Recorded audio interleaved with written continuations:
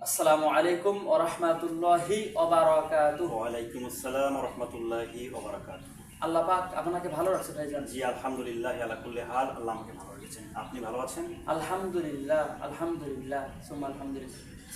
ভাইয়ের কাছে আমার একটি প্রশ্ন, জি মানে মানুষ মাদ্রাসা লাইনে বাচ্চা কাচ্চাদেরকে কেন পড়ায় না এবং তার প্রতিকরণ কি, এই বিষয়টা আমি জানতে চাই আপনার কাছ থেকে। ধন্যবাদ, সুন্দর একটি প্রশ্ন করেছেন। আমাদের যারা দর্শক আছেন আপনাদের উদ্দেশ্যে বলছি, আমাদের সবার উদ্দেশ্যে বলতেছি যে আসলে মাদ্রাসা শিক্ষা ব্যবস্থার বর্তমান যে সিস্টেম আমরা দেখতে পাচ্ছি, আমাদের সারা বাংলাদেশের কথা আমরা বলতে পারি, গ্রাম থেকে শহর, শহর থেকে গ্রাম। যারা গার্জিয়ান আছেন তারা মূলত তাদের বাচ্চা কাচ্চাকে দিনী শিক্ষায় শিক্ষিত না করে তারা জেনারেল শিক্ষায় শিক্ষিত করতেছে। এখন প্রশ্ন হচ্ছে এটার কারণ কি? জি, কারণ কিন্তু অবশ্যই একটা কারণ আছে। অবশ্যই।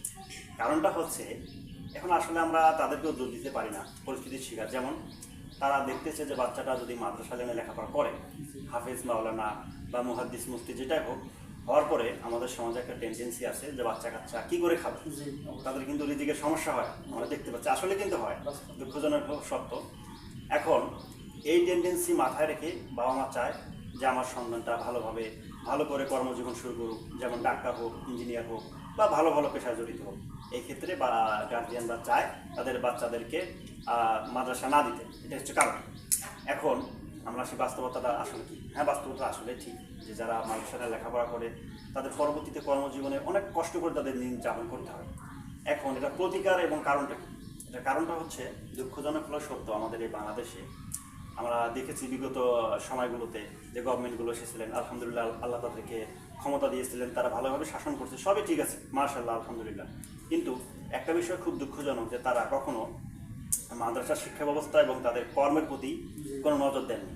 তারা জেনারেল শিক্ষা ব্যবস্থাকে ডেভেলপমেন্ট বা উন্নতি করেছে, ভালো কাজ করছে, কিন্তু মাদ্রাসার শিক্ষা ব্যবস্থা যদি একটু নজর দিত যে মাদ্রাসা থেকে যারা লেখাপড়া করার পর তাদের যে কর্মজীবনগুলো, এগুলো যদি সরকার একটু আর্থিকভাবে সাপোর্ট দিত, সহায়তা করতো, বিভিন্ন প্রতিষ্ঠানে আর্থিক সহায়তা অথবা সরকারি অন্যান্য চাকরির মধ্যে সুযোগ দিত, তাহলে গার্জিয়ানেরা বুঝতে পারতো যে না, ছেলেটা মানুষ হতে পারবে বা আমার মেয়েটা মানুষ হতে পারবে।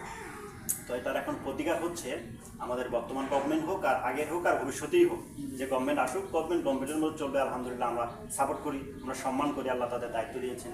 কিন্তু তারা যদি দয়া করে, অনুগ্রহপূর্বক তারা যদি আমাদের এই মাদ্রাসা শিক্ষা ব্যবস্থার যে সিস্টেমটা আছে তার প্রতি নজর দিতেন, শিক্ষা ব্যবস্থার সিস্টেম, পদ্ধতি, ধরন এবং কর্মজীবনে তারা যে কর্মজীবনে যাবে, এই কর্মজীবনে যদি তারা একটু ভালোভাবে ভালো কোনো কর্ম করতে পারেন ইসলামের ভিতরে আর কি, বিভিন্ন বড় বড় শিক্ষা প্রতিষ্ঠানে তারা শিক্ষকতা করতে পারবেন বা তারা কাজ করতে পারবেন, সরকারি বিভিন্ন চাকরিতেও তারা ঢুকতে পারবেন, বিভিন্ন ব্যাংক, অফিস, বিভিন্ন সরকারি চাকরিতে ইসলামিক আলাদা করে সেক্টর খোলা থাকবে।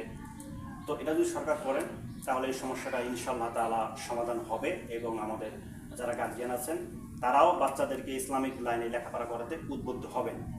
এটা আর কি কারণ। ধন্যবাদ আপনাকে। জি, আলহামদুলিল্লাহ। ভাই খুব গুরুত্বপূর্ণ একটা উত্তর দিয়েছেন। জি, প্রিয় দর্শক শ্রোতা, আপনারা, আমি চেষ্টা করব যেন এই বিষয়গুলোর উপর আমল করতে পারি ইনশাআল্লাহ। ওয়া আখিরু দাওয়ানা আলহামদুলিল্লাহি রাব্বিল আলামিন।